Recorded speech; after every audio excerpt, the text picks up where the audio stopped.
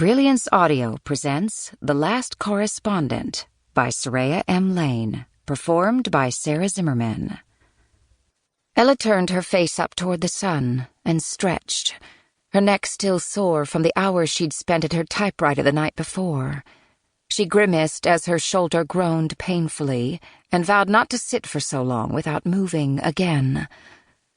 There was an envelope poking out of the mailbox, and she walked quickly down the steps from her front door to the path, plucking it out and checking to see if it was the only letter. Her heart thudded as she turned it over, hoping to see her brother's familiar scrawl, but instead of finding Brendan's hand, she found the formal stamp from the publication she wrote for. Frowning, she slid her finger beneath the seal and took out the letter. Why would they be writing to her? Ella tucked the envelope under her arm, quickly scanning the perfectly printed words on the page. Her heart sank. Dear Miss Franks, it has come to our attention that despite submitting your stories under the name of Ernst Franks, you are in fact a Miss Ella Franks. As you will be well aware, we are strictly forbidden from hiring women as journalists at the United Press, and as such, we will no longer be able to publish your writing. Whilst we appreciate the work you have done for us, writing under a pseudonym, we nonetheless see this as a deliberate and fraudulent attempt to conceal your gender, and therefore obtain a job with us under false pretenses. We wish you all the best with your future endeavors.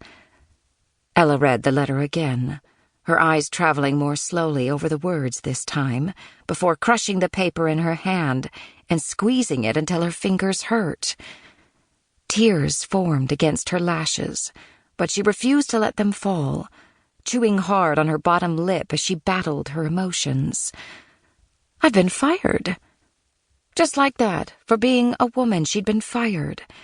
After a year of cleverly turning in her stories as Ernst Franks and asking for her checks to be made out to simply E. Franks to ensure she could still bank them, it was all over. It seemed so archaic that publications like the United Press strictly forbade the hiring of women. But they weren't the only publication, far from it. Ella walked silently into the house, kicking the door shut behind her and going straight to her bedroom.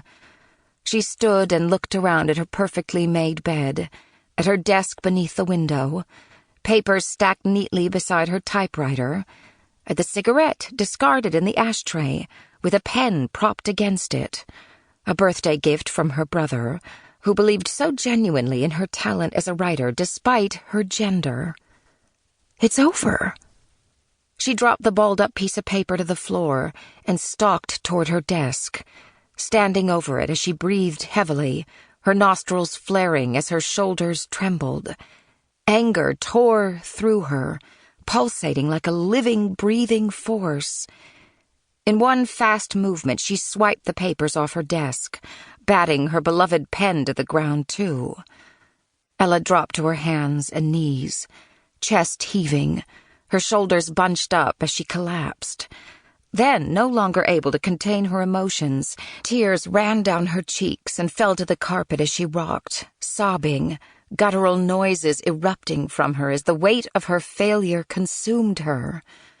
She may as well have been grieving a loved one, her pain so acute it stole her breath away.